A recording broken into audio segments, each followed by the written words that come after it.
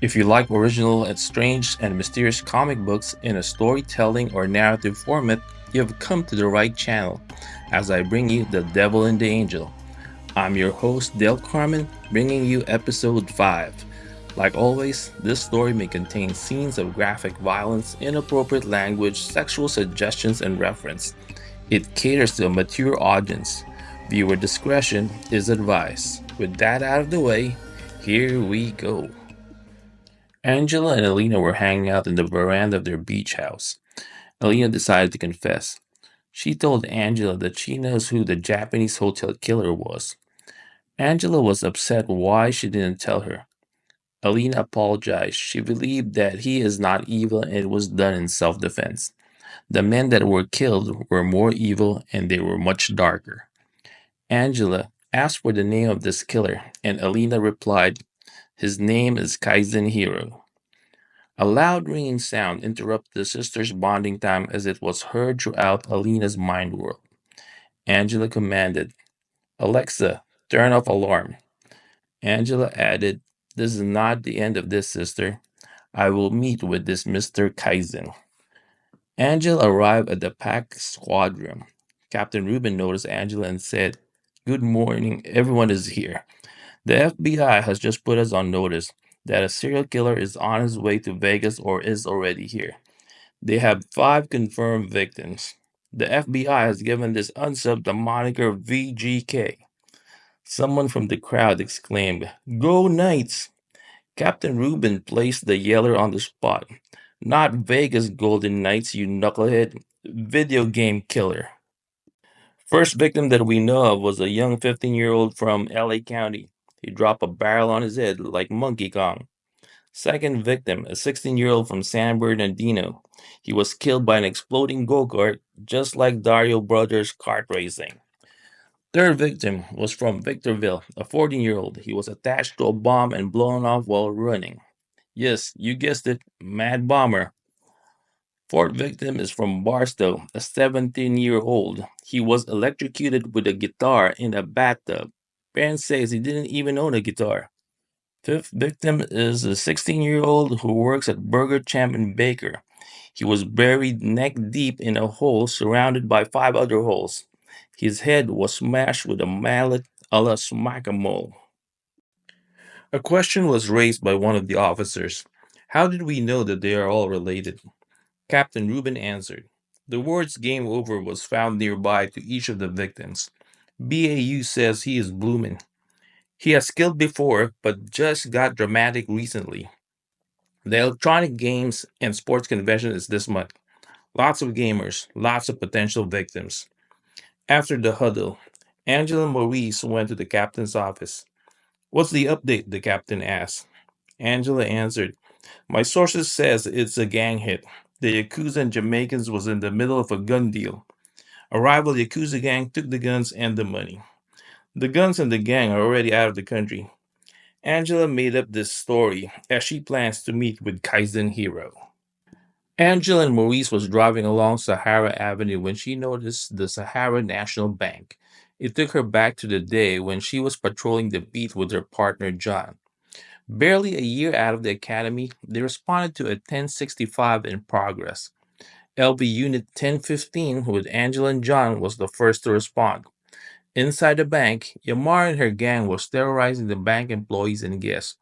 "Putos and putas, I want your face on the ground now. Don't be a pendejo. I want the bank's money, not yours.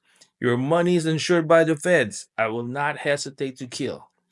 Yamara is a notorious criminal. She has a sheet from Vegas to Mexico. They also believe that she works as a muscle for the cartel. She headed for the manager and asked for the keys to the vault. The manager said, "We don't use any keys anymore."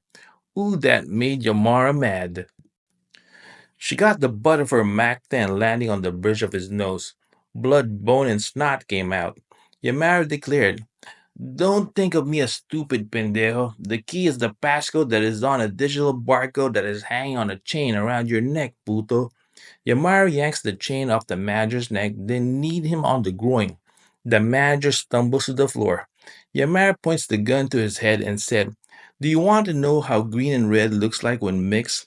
When I blow your head off, you'll find out, pendejo. Yamara pulled her gun back as she was distracted by one of her goons that said, "There's a squad car coming," as he heard it on their police scanner. She told him to get two of the goons to welcome the first one to arrive. Yamara's goons were armed to the teeth. They were wearing Kevlar helmet, vests, legs, and shin guards. AR-15s with extra magazines with armor-piercing bullet was their weapon of choice. Two of the goons came out of the bank and secured their position. They were ready to ambush the first to respond. Unit 1015 was the first to arrive. The scene looked safe and quiet, but as soon as they stopped, one of the goons let out a hail of bullets. The bullets went through the windshield and it hit Officer John, going through his armor but missing anything vital. Angela was able to duck just in time. She opened the passenger door and slid out as the hail of bullets kept coming. She tried to pull Officer John, but he was too heavy and got caught on the seatbelt. She called for Alina. Angela switched to Alina. Alina said, "I got this, sister," as she snaps the seatbelt and hauled Officer John, who has passed out at the sight of his blood. Alina grabbed Officer John's 9mm. She looked under the chassis and saw two goons approaching from both ends of the police car. Alina then, aiming from under the car, and shot the foot of the goon approaching from the front of the unit. He dropped to the asphalt in pain. He saw Alina and was about to fire at her, but a bullet between the eyes ended that attempt. No armor there. Alina moved inhumanly fast and circled the car. The second goon got around the rear of the car and just saw Officer John leaning on the car door unconscious. He was about to shoot when he heard a click behind him. He turned around quickly and was about to fire when Alina pushed the barrel to the side and shot him on the forehead. Alina then made her way towards the doors of the bank. She peeped through the glass and all she saw was the people laying flat on the floor. As she opens the door, a burst of machine gun fire greeted her. She rolls towards the cover of the large table for depositors. She has seen one of the goons who was in the teller booth. He was firing towards where Alina was till he had to reload. It was all the time Alina needed.